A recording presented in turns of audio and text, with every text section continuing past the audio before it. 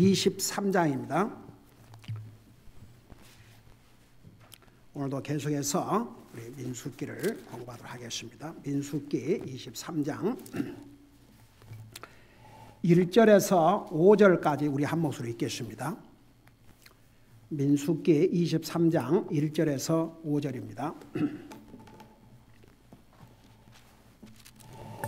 자, 같이 읽습니다. 시작. 발람이 발락에게 이르되 나를 위해 여기에 7 제단을 쌓고 여기에 소 7마리와 숫 양 7마리를 예비하소서 하매 발락이 발람의 말대로 예비한 뒤에 발락과 발람이 각 제단 위에 수소 1마리와 숫 양 1마리를 드리니라. 발람이 발락에게 이르되 당신의 번제 헌물 옆에 서 있으소서. 그러면 내가 가리니 혹시 주께서 오사 나를 만나시리이다. 그분께서 내게 보여주시는 것은 무엇이든지 당신에게 고하리다 하고 그가 높은 곳에 오르니 하나님께서 발람을 만나시니라. 발람이 그분께 아뢰되 내가 7 제단을 예비하고 각 제단 위에 수소 1마리와 숫 양 1마리를 드렸나이다 하니 주께서 발람의 입에 말씀을 주시고 이르시되 너는 발락에게 돌아가서 이같이 말할지니라. 아멘. 기도하겠습니다.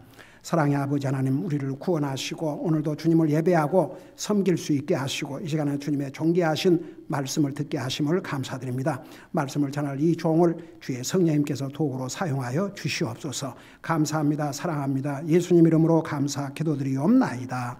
아멘. 앉으시기 바랍니다. 민수기 23장, 24장 이 두 장에는 발람을 통하여 하나님께서 주신 계시의 말씀들이 5 부분으로 나누어서 기록하고 있습니다. 자, 우선 23장 1절에서 6절에 보면 그 하나님의 말씀을 받기 위한 준비를 하고 있는 내용이 기록되어 있습니다. 먼저 하나님 앞에 이렇게 제단을 쌓고 희생물을 드렸지요. 그리고 나니까 이제 5절에 보니까 주께서 발람의 입에 말씀을 주시고 이르시되, 그래서 이제 발람이 하나님의 계시의 말씀을 받는데 먼저 하나님 앞에 번제 헌물을 이렇게 하나님 앞에 희생의 헌물을 드리고 난 다음에 우리 주님께서 말씀해 주신 내용을 기록하고 있습니다. 그래서 우리가 항상 하나님의 말씀을 받는 자세가 굉장히 중요합니다. 그 준비가 아주 중요해요. 제가 그 미국 교회 가서 처음에 좀 그 인상적이었던 것은 기존 제가 다녔던 한국 교회 와서 순서가 참 달랐어요. 우선 제가 한국 교회를 다닐 때는 찬송을 부를 때도 앉아서 불렀는데 미국 교회를 가서 보니까 찬송가만 부르면 다 기립을 하는 거예요. 그래서 저는 그럴 때마다 궁금해서 물어봤습니다. 왜냐하면 그동안에 다녔던 한국에서는 앉아서 찬송을 부르는데 익숙이 돼가지고 그랬더니 그 형제가 친절하게 우리가 찬양을 누구한테 하냐 이거죠. 하나님 앞에 찬양을 드리는 것이기 때문에, 가령 예를 들어서 뭐 와이드하우스 백악관에 이제 시즌이 돼가지고 뭐 크리스마스 때 누가 공연 이렇게 음악을 이렇게 싱잉을 하러 오면 그들이 앉아서 하느냐, 대통령은 앉아 있고 싱잉하러 오는 사람이 일어나서 이렇게 하지 않느냐. 그래서 하나님을 이렇게 공경하는 자세, 안하는 자세로 이렇게 일어나서 찬양을 한다. 와, 감동을 받았어요. 그 다음에 보통 한국교회에서는 설교가 끝나면 헌금을 해요. 그러니까 나중에 들은 얘기지만 혹시 늦게 온 사람도 그 헌금 드리는데 같이 하도록, 그래서 그 교회에 늦게 온 사람들도 헌금해야 되니까 이제 설교 끝난 다음에 제일 이제 마지막 순서로. 네, 그런 얘기를 들었거든요. 근데 하나님의 말씀을 전하기 전에 찬양과 헌금과 모든 것을 먼저 하더라고요. 그래서 제가 그 얘기를 들으면서 참 감동이 됐습니다. 먼저 하나님 앞에 자신을 드리고 하나님 앞에 헌물을 드리고 그리고 나서 하나님의 말씀을 받는다는 것. 그게 하나님의 말씀을 받는 바른 자세. 그러니까 제가 그 미국 교회 가서 뭐 미국 교회에서 그렇게 하니까 무조건 뭐 그게 아니고 좋은 거. 좋은 점, 이건 다 성경적이다. 그런 것은 이제 바꿔서 정말 그 방법이 좋으니까 그대로 해오고 있습니다. 근데 미국 교회 성도들은 개인적으로 이렇게 기도하는 시간을 갖고 교회에 와서 이제 기도의 모임을 가질 때 이제 물론 기도하지만 한국 사람처럼 이렇게 아침에 교회에 와서 먼저 기도하고 그러지 않아요. 이제 다 가정에서 집에서 디보션하고 퍼스널 디보션하고 이제 교회에 오면 성도를 보면 서로 인사하고 그러는데 저는 그 미국 교회 가서도 꼭 먼저 가가지고 하나님 앞에 잠깐 기도를 했습니다. 그건 좋은 습관이요. 그건 좋은 것이기 때문에 바꿀 이유가 없습니다. 그래서 저도 제일 먼저 교회에 오면 여기에 엎드려서 하나님 앞에 오늘 예배를 위해서 하나님 앞에 기도합니다. 그런 좋은 것은 우리가 버릴 필요가 없습니다. 근데 그 미국 교회에서 그렇게 하니까 무조건 하는 게 아니고 그 방법이 굉장히 성경적이었습니다. 여기 이제 발람이 하나님으로부터 계시를 받아야 발람이 자기 오온으로 말하는 게 아니고 하나님의 계시를 받아야 그 말씀을 전하니까 먼저 하나님 앞에 헌물을 드린 다음에 그리고 하나님의 말씀을 기다리고 있으니까 하나님께서 오셔서 5절 보세요. 주께서 그러니까 그 4절에 보면 하나님께서 발람이 그분께 아뢰되 내가 7 제단을 예비하고 각 제단 위에 수소 한 마리와 수당 한 마리를 드렸나이다. 이미 드렸어요. 하니 주께서 발람의 입에 말씀을 주시고 이르시되 너는 발락에게 돌아가서 이같이 말할지니라. 그렇게 해서 이제 보세요. 발람을 통해서 말씀을 하신 거예요. 그러니까 발람이 자기 오운으로 말씀한 게 아니고 말한 게 아니고 하나님께서 그 입에 말씀을 주셨습니다. 우선 보세요. 5절에 주께서 발람의 입에 말씀을 주시고 이르시되 그러놓고 보세요. 12절에 보면 그가 응답하여 이르되 내가 조심하여 주께서 내 입에 주신 것을 반드시 말하여야 하지 아니하겠나이까? 그러니까 발락에게 좋은 얘기를 안 해줬어요. 그래서 발락이 지금 뭐 하고 있느냐? 이스라엘 백성을 저주하라니까 지금 뭐 하고 있느냐? 그러니까 주님께서 내 입에 주신 말씀만 나는 전합니다. 그 다음에 보세요. 16절을 보세요. 16절에 보니까 주께서 발람을 만나 그의 입에 말씀을 주시며 이르시되 발락에게 돌아가서 이같이 말할지니라. 그 다음에 26절을 보세요. 발람이 발락에게 응답하여 이르되 내가 왕에게 고하여 이르기를 주께서 말씀하시는 모든 것을 내가 반드시 행하여야 하리라 하지 아니하나이까. 그 다음에 24장을 보세요. 24장 2절에 보면 눈을 들어 이스라엘이 그들의 지파대로 자기 장막들에 거하는 걸 보더니 하나님의 영이 그에게 임하심으로. 그 다음에 보세요. 13절을 보시 바랍니다. 13절 거기 보니까 가령 발락이 자기 집을 은금으로 가득히 채워 내게 줄지라도 나는 주의 명령을 넘어서서 좋든지 나쁘든지 내 생각대로 행하지 못하고 오직 주께서 말씀하시는 것만을 말하리라. 그러니까 보세요. 이 성경 우리 창세기부터 신명기까지 누구의 손을 통해서 기록을 하셨어요? 아니 주여, 이 내용을 누구를 통해서 기록하셨어요? 모세를 통해서 기록하셨죠. 모세 오경이라 그러지 않습니까? 그러니까 발람이 하나님의 계시를 받은 이 내용조차도 나중에 모세를 통해서 다 기록을 한 것이죠. 그러니까 결국은 모세를 통해서 기록했던, 다윗을 통해서 기록했던 신구약 성경 전체 기록하는데 하나님이 누구를 도구로 사용하셨다고 그랬어요? 사람을, 몇 명의 사람을 사용하셨다고 그랬어요? 약 40명의 사람을 사용하셨는데 그 40여 명이 자기 생각, 자기 의견을 기록한 게 아니고 하나님께서 주신 말씀을 기록한 겁니다. 보세요. 지금 이 경우에는 발람을 통해서 하나님이 계시를 주셨지만 그걸 기록하게 하신 것은 모세를 통해서 기록을 이제 하신 것이죠. 그러니까 이제 한 가지 보세요.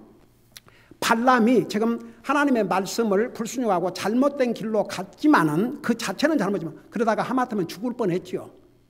천사의 칼에 죽을 뻔했죠. 얼마나 놀랬겠습니까?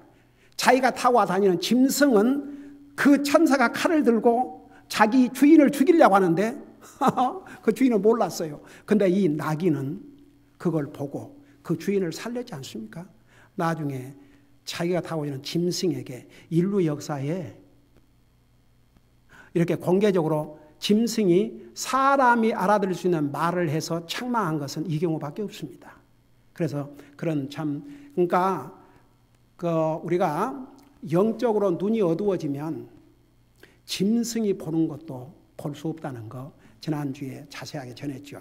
자, 그래서 발람을 통해서 하신 말씀이지만 전부 주님이 주신 말씀인데 특별히 이제 7절에서 12절에는 하나님께서 주신 첫째 5가지 부분으로 하나님께서 말씀을 주시는데 첫 번째 주신 말씀이 뭐냐 그러면 중요한 내용이 8절과 10절입니다. 그 8절에 보면 이제 발람에게 하나님께서 이렇게 얘기해 주셨어요. 하나님께서 저주하지 아니한 자를 내가 어찌 저주하며 주께서 꾸짖지 아니하신 자를 내가 어찌 꾸짖을까? 그러니까 발락이 모압 왕이 발람을 부른 것은 이스라엘 백성을 저주해 달라고 부른 거예요. 많은 재물과 명예를 약속하면서 저 백성 이스라엘 백성을 저주해 달라. 근데 하나님께서 발람의 입을 통해서 지금 하나님이 저주하지 않은 자를 내가 어떻게 저주하며. 그래서 보세요. 세상 사람들은 하나님의 백성들을 저주하지만 하나님은 그리고 이스라엘 백성 지금도 이스라엘 백성을 저주하는 사람들이 얼마나 많은 줄 아십니까? 근데 이스라엘 백성 하나님이 저주하지 않으신다고 그랬어요. 그러니까 그게 핵심 내용입니다. 그 다음에 두 번째 내용은 10절에 누가 능히 야곱의 티끌을 셀 수 있으며 이스라엘의 4분의 1을 셀 수 있으리요. 그러니까 이스라엘 자손들이 보세요. 주변에 이스라엘을 없애버리려고 하는 그런 사람들로 그런 나라들로 둘러싸여 있었지만 절대 이스라엘을 없앨 수 없다는 거. 그의 자손들이 계속 번창할 것을 여기서 말씀하고 있고 그 다음에 이제 10절에 마지막 부분을 보니까 나는 의로운 자의 죽음으로 죽기를 원하며 나의 마지막이 그의 마지막 같기를 바란다. 그러니까 이스라엘 백성들은 하나님께서 구별한 의로운 백성들이라는 것. 제가 지난주에 얘기했죠.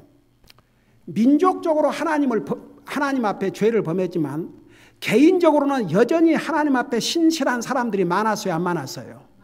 많았어요. 보세요. 우리 예수님께서 이 땅에 오셨을 때 이스라엘이 민족적으로 예수님을 거절했지만 개인적으로 예수님 믿는 사람들이 많았어요, 안 많았어요? 많았어요. 예수님의 12제자가 다 유대인들입니다. 그리스도의 복음을 전하는데 목숨을 건 사람들이 1세기 크리스찬 첫 세기에 전부 유대인들이 리더가 됐습니다. 그러니까 민족적으로 이스라엘이 왜 민족적으로 거절했냐 그러면 하도 종살이를 많이 하다 보니까 오실 메시아는 이스라엘을 민족적으로 해방하는 분으로 기다리고 있는데 우리 예수님이 이스라엘 민족적으로 해방을 안 하시니까 그래서 거절한 거예요. 그러니까 이스라엘이 민족적으로 잘못 오해한 것은 우리 메시아가 이스라엘을 해방하고 세상을 다스릴 왕으로 오시기 전에 우리 인생을 구원하러 이 땅에 오실 그 부분을 이해를 못한 거죠. 그렇지만 항상 이스라엘 역사를 보면 개인적으로는 주님을 잘 믿는 하나님의 신실한 사람들이 많이 있었습니다. 다윗 같은 위대한 왕, 그 유대인입니다, 여러분. 이스라엘입니다.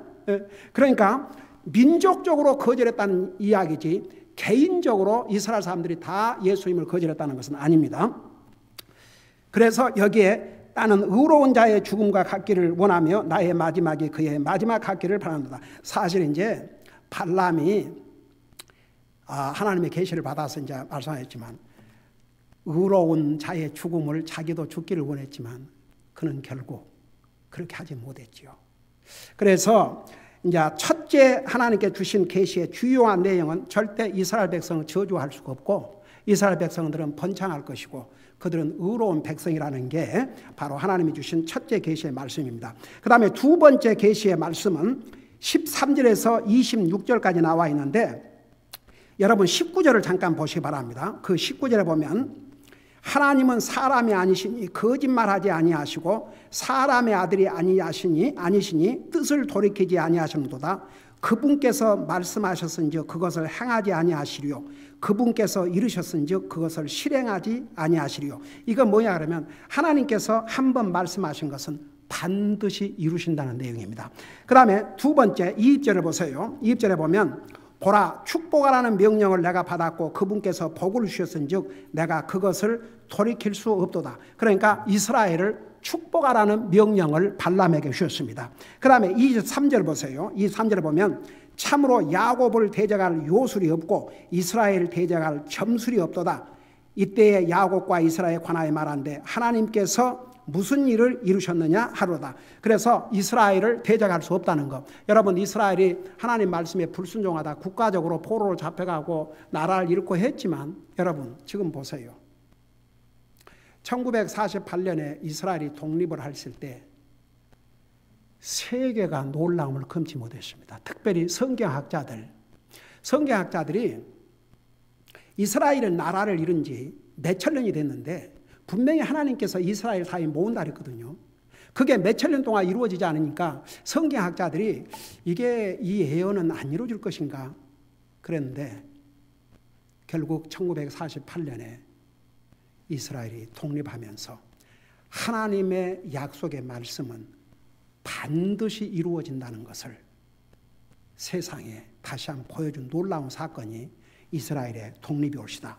그 다음에 이제 24절에 보면 이런 말씀이 있습니다. 보라 이 백성이 큰 사자같이 일어나고 젊은 사자같이 스스로 일어서서 탈취한 것을 먹으며 죽은 것의 피를 마시기 전에는 눕지 아니하리로다. 그래서 이스라엘 백성은 큰 사자와 같고 젊은 사자와 같다. 여러분 한번 생각해 보세요. 큰 사자, 젊은 사자가 얼마나 강한지 그런 강한 힘을 가지고 그리고 보세요. 사실 이스라엘이 국가적으로 하나님 말씀에 불순종하다 세계에 흩어지고 했지만 여러분 흩어진 나라마다 가서 그 나라의 부자들이 누구였어요? 유대인들이었어요. 왜 유대인들이 미움을 받은 줄 아십니까? 어디를 가든 그들은 여러분 보세요. 그런다 하면 미국에서도 정치, 경제, 사회 하여간 그 비상한 두뇌를 가진 변호사, 사업가 이런 사람들은 한결같이 주의시. 그게 하나님께서 아브라함에게 약속하신 것입니다. 그 두뇌와 머리를 따라가기가 힘듭니다. 그러니까 보세요. 그 대신 또 미움을 많이 받는 거죠. 그러나 이제 하나님께서 우리 주님이 다시 오시면 이스라엘을 미워하는 모든 나라들로부터 해방시키시고 여러분 결국 우리 예수님께서 다시 오실 때는 지상 재림하시면 왕으로서 예루살렘으로부터 세계를 통치하게 됩니다. 그래서 지금 여기서 이 하는 말씀은 미래에까지를 다 포함했습니다. 그 다음에 세 번째 발람에게 주신 계시의 말씀이 23장 27절에서 24장 14절까지 기록되어 있는데 여러분 잠깐 24장 5절 6절을 보세요. 5절 6절에 보면 오 야곱이여 내 장막들이 얼마나 좋은가 오 이스라엘이여 내 장막들이 얼마나 좋은가 그들이 골짜기같이 퍼지고 강가의 동산 같으며 주께서 심으신 알로에 나무 같고 물가의 백양목 같도다. 그러니까 이스라엘이 풍성하고 풍요할 것이라는 것을 미리 알려주셨어요. 그 다음에 7절을 보세요. 7절에 보면 그가 자기 물통에서 물을 부으며 그의 씨가 많은 물가에 있으리로다. 그의 왕이 아각보다 높으며 그의 왕국이 높여지리로다. 이 부분은 실제로 이제 이스라엘이 나중에 가나안 땅을 정복하고 나중에 다윗 왕 솔로몬 왕 때는 주변 국가를 다 점령해서 통치하는 그런 대왕국을 건설하지 않습니까? 그러니까 가깝게는 그것을 예언해 주셨고 동시에 우리 주님께서 이 땅에 다시 재림하시면 예루살렘으로부터 세계를 통치하는 것입니다. 그 다음에 9절에 보면 9절 보세요. 24장 9절에 보면 그가 사자같이 큰 사자같이 꿇어앉고 누웠으니 누가 그의 화를 토두리요. 그러니까 보세요. 아까도 큰 사자, 젊은 사자 그러는데 여러분 짐승의 왕이 사자옵시다. 사자를 대항할 자가 없습니다. 여러분 우리 예수님을 뭘로 표현했어요? 요한계시록에 보면 예수님을 사자로 비유했습니다. 그래서 결국은 우리 주님께서 세상을 통치하실 것인데 이스라엘은 큰 사자 같아서 대항할 자가 없을 것이라 그 말입니다. 그 다음에 보세요. 그 9절 마지막 부분에 너를 축복하는 자는 복을 받을 것이요 너를 저주하는 자는 저주를 받을 줄로다. 혹시 이 말씀을 여러분 보면서 생각나는 게 없어요? 이 말씀이 똑같은 말씀이 또 어디에 있어요? 창세기 어디? 아브라함에게 창세기 12장에 보면 하나님께서 아브라함을 이제 너가 살던 땅을 떠나서 너는 알지 못하지만 내가 지시할 땅으로 가라 그러면서 여러분 뭐라고 그랬어요? 너를 축복하는 자를 내가 축복하고 너를 저주하는 자를 저주할 것이라고 그랬습니다. 여러분 세상 사람들은 지금 안티세미티즘, 반주의시, 여러분 미국의 유엔이라는 단체가 기가 막혀서 중동에서 유일하게 민주국가입니다. 근데 이스라엘을 북한보다 더 인권 탄압의 나라로 규정을 했습니다. 왜 그런 줄 아세요? 사탄이 배후에서 조정하고 있는 거죠. 여러분 세상에서는 그런 기사를 안 넣는데 실제로 어디에 재앙이 일어나면 제일 먼저 의약품을 가지고 의사가 달려가는 나라가 이스라엘이랍니다. 제가 유튜브에서 한번 거의 일반 뉴스에서는 안 보는데 그 어떤 그 뉴스에서 그걸 보도하는데 참 어메이징이었어요. 네. 그러니까 여러분 우리는 절대 이 세상 사람들이 반유대인, 안티세미티즘 그러지만 성경은 하나님을 믿는 하나님의 사람들에게 이스라엘의 평화를 위해서 기도하라고 그랬습니다. 저는 매일 이스라엘을 위해서 기도합니다. 저는 뭐라 기도하는 거 아니에요? 주님, 이스라엘의 평화를 주시옵소서. 그러나 정치적으로는 지금 그 평화가 얼른 이루어지지 않습니다. 그래서 주님이 오시기 전까지 먼저 평화의 왕이신 예수님을 저들의 마음의 구주로 영접하고 마음의 평화부터 이루게 해주시옵소서. 제 매일 삶 속에서 이스라엘을 위해서 기도합니다. 여러분, 이건 그리스도인들은 그 책임이 있습니다. 여러분, 성경에 이스라엘 평화를 위해서 기도하라. 여러분, 우리 로마서 이제 앞으로 공부하면서 배우겠지만 우리는 이스라엘 사람들에게 어떤 사람이라고 그랬어요? 빚진 자라고 그랬습니다. 그리고 우리는 접붙인 자라고 그랬습니다. 결국 우리 인생을 구원하러 예수님이 오셨는데 어느 민족을 통해서 오셨어요? 이스라엘 민족을 통해서 오셨습니다. 우리는 그거 절대 잊으면 안 됩니다.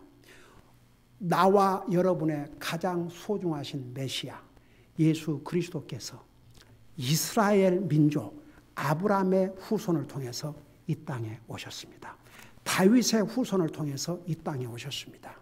우리는 그래서 우리더러 자만하지 말라고 그랬습니다. 우리 로마서 9장에 보면 결국 이스라엘 백성들이 민족적으로 하나님을 거절했기 때문에 그에 대한 대가를 치렀지만 개인적으로는요, 예수님을 믿으면 그들은 목숨을 겁니다. 어메이징합니다. 결국은 예수님의 12제자가 다 유대인들이었습니다. 그들이 목숨을 걸고 복음을 전했기 때문에 결국 우리도 복음을 듣고 구원받았습니다. 그래서 우리는 그들에게 복음의 빚진 자입니다. 왜 우리가 유대인 선교를 해야 하는 줄 아세요? 저는 우리 교회가 유대인들을 위한 선교에 동참하고 있다는 게 얼마나 우리 교회 복인지 모르겠습니다. 그래서 창세기 12장 3절에 보면 하나님께서 아브라함에게 너를 축복하는 자를 축복하고 내가 저주하는 자를 저주한다고 그랬습니다. 그 다음에 이제 24장 15절에 보세요. 15절에서 19절까지 보면 우리 예수님에 대한 예언이 나와 있는데 이거 지난번에 자세하게 설명을 했습니다만 한번 보세요. 15절에 보니까 그가 비유를 지어 이르되 부올의 아들 발람이 말하며 눈이 열린 자가 말하고 하나님의 말씀들을 들은 자가 말하며 지극히 높으신 이의 지식을 안 자 전능자의 환상을 본 자 황홀한 중에서도 자기 눈을 뜬 자가 말하기를 내가 그를 볼 터이나 지금 보지 아니하며 그것은 뭐냐 하면 앞으로 미래에 일어날 사건이라고 말입니다. 발람 이 당시에 일어나지 않고 먼 미래에 일어날 사건인데 내가 그를 바라볼 터이나 가까이서 보지 아니하리로다. 그러면서 야곱에서 한 별이 나오며 이 별, 이 대문자 옵시다. 바로 예수님께서 태어났을 때 마태복음 2장에 뭐라 하십니까? 동방에서 그 별이 나타나가지고 예수 그리스도의 탄생을 이 동방의 지혜로운 자들에게 알려주셔가지고 그 동방의 지혜로운 자들이 어떻게 예수님의 탄생하심까지 왔느냐? 그 별이 인도해 주어서. 그러니까 여러분 보세요. 마태복음 2장에 보면 이 예언을 발람을 통해서 하신 지 1500년 후에 그대로 이루어졌습니다. 그리고 이제 그 다음에 한 홀이 일어나서 그런데 여기에 한 홀은 이 홀이란 말은 다스림, 통치. 우리가 메시아 그러면 다스리는 자라 그런 뜻입니다. 그래서 우리 예수님께서 그리스도 메시아로 이 땅에 올 것까지를 다 여기서 예언을 했습니다. 그래 한 홀이 나서 모압의 구석구석을 치고 셋의 모든 자녀들을 멸하려고 하는데 이것은 당장 그 당시에 모압뿐만 아니라 앞으로 이 홀 대신 왕 메시아로 오실 우리 예수님께서 오셔서 세상을 심판하시고 그의 왕국을 건설까지를 다 나와요. 그 바로 19절에 보면 통치권을 가진 자가 야곱에서 나와 도시에 남아있는 자를 멸하로다. 여기에 통치권을 가진 자가 야곱에서 나와 이것은 그 당시뿐만 아니라 앞으로 오실 메시아까지를 다 예언했습니다. 그래서 이제 20절에서부터 25절까지는 당시의 그 나라들이 절대 이스라엘을 죽이질 못했습니다. 이스라엘 백성들이 가나안 땅을 가서 정복할 때까지 그들을 손대지 못했습니다. 그럼과 동시에 이제 우리 주님께서 이 세상에 오셔서 세상을 심판하시고 그의 왕국을 머무르실까지를 다 이제 여기 예언하고 있는데 그래서 이제 우리가 23장, 24장에서 우리가 꼭 이것만은 알고 가야 될 교훈이 몇 가지인데 첫째는 보세요. 하나님 분명히 얘기했잖아요. 하나님께서 한 번 말씀하시면 반드시 이루신다는 거. 여러분 하나님께서 말씀하신 거 지금까지 안 이루어진 거 있다면 딱 하나 있습니다. 주님 다시 오시는 거.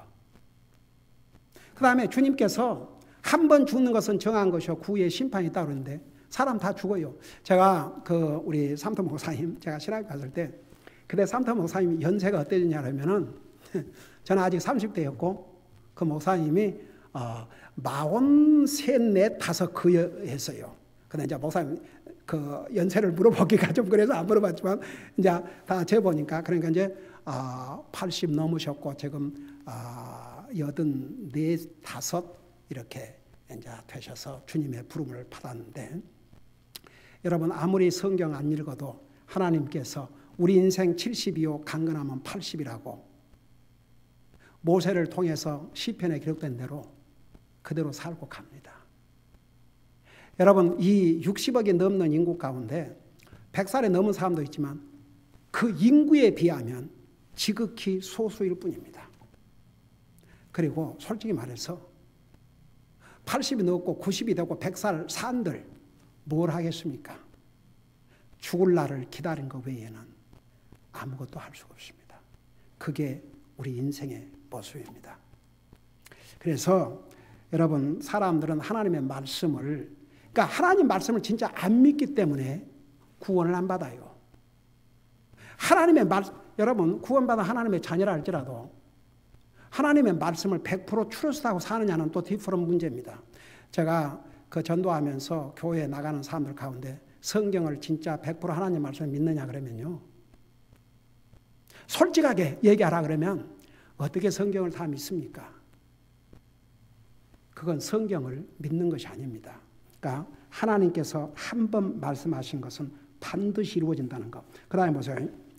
여러분, 이스라엘 백성들은 아브라함의 후손들입니다. 그들을 복받은 백성들이라고 그랬습니다. 여러분, 사실 그리스도인들은 복받은 백성들입니다. 여러분은 저 하나 물어보십시다. 여러분이 그리스도인이기 때문에 복이라고 진짜 생각하는 사람 아멘이나 봐요.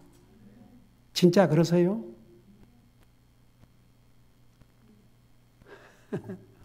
이보다 더 큰 복은 없습니다.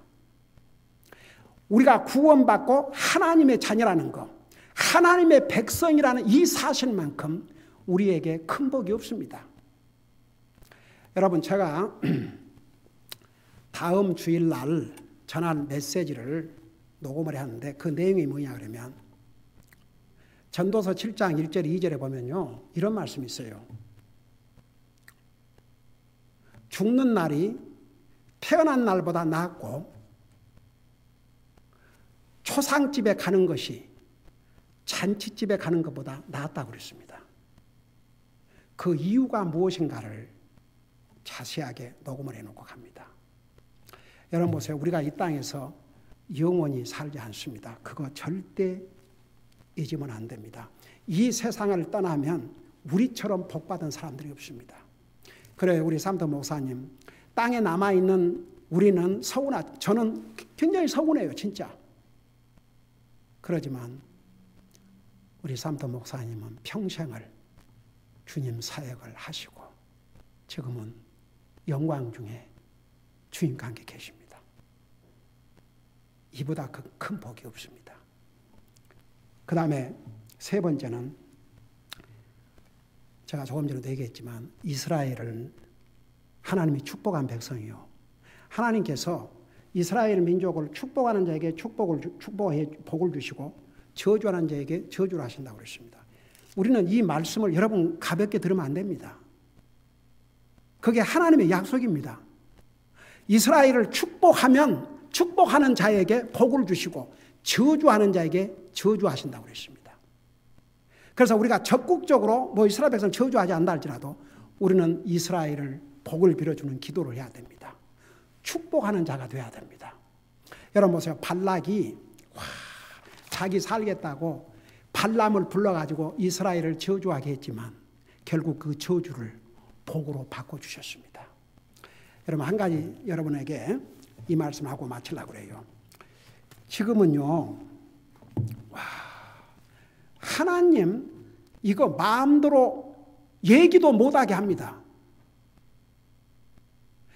여러분 우리가 지금 어떤 시대에 사냐 그러면 그 어느 때보다 인류 역사 가운데서 이제 노아 홍수로 세상을 심판한 후로 정말 제가 미국에 왔을 때만 해도 이런 분위기가 아니었습니다. 무슨 메리 크리스마스 그거 한다고 누가 아무도 얘기 안 했어요.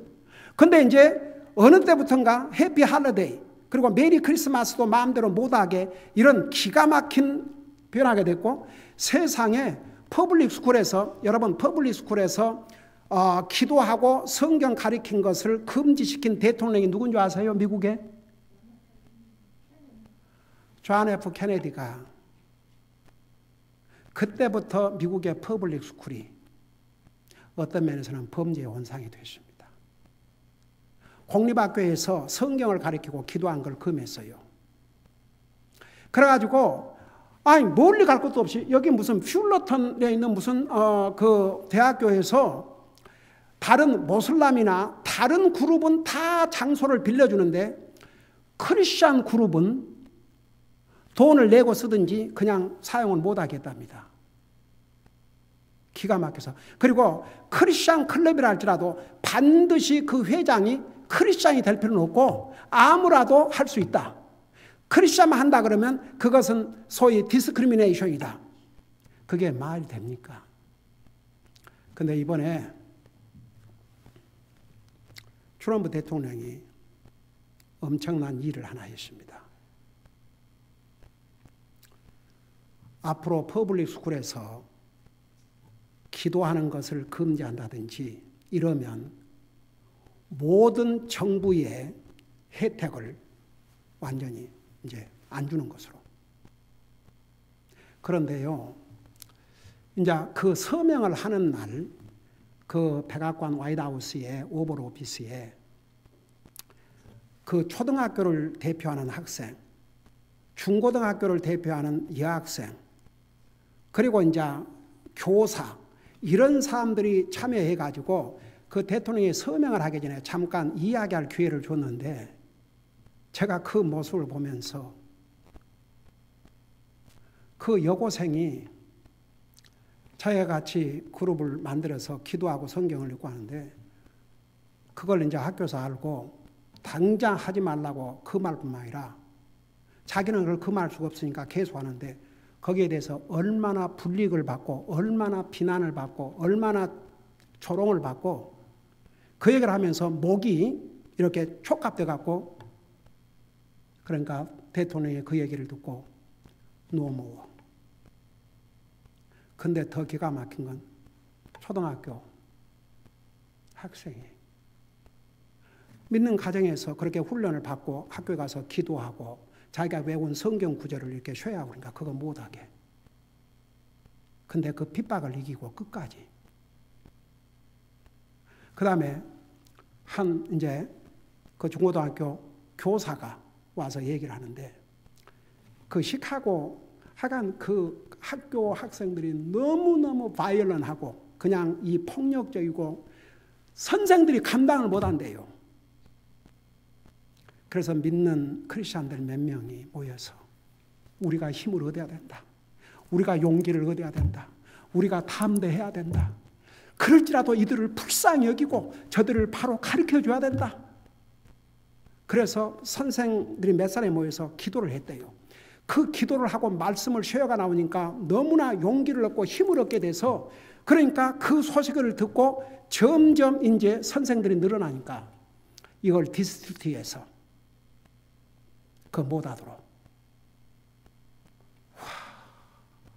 그래서 이번에 트럼프 대통령이 행정명령을 내려가지고 교사가 됐든 학생이 됐든 퍼블릭 스쿨에서 만일에 기도하거나 말씀 이것을 방해하거나 하면은 페더럴 정부에서 모든 지원을 끊고, 그래갖고 거기에 교육부 장관도 거기에 참여해서. 근데 한국의 어떤 보수 그 소설가가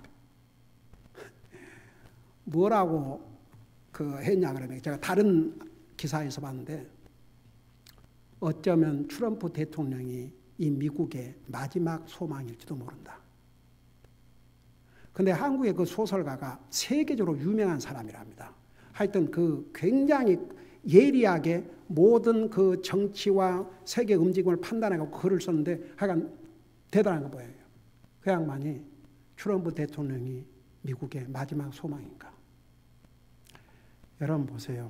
지금 미국이 어떤 모습으로 흘러가고 있는 줄 아세요? 제가 옛날에 미국에 와서 제가 이제 신학교 다닐 때 제가 목사님들 그 미팅에 초대를 받았고 설교를 하면서 제가 그런 얘기를 했어요. 미국이 하나님을 안어할 때 세계가 하나님을 안어했다.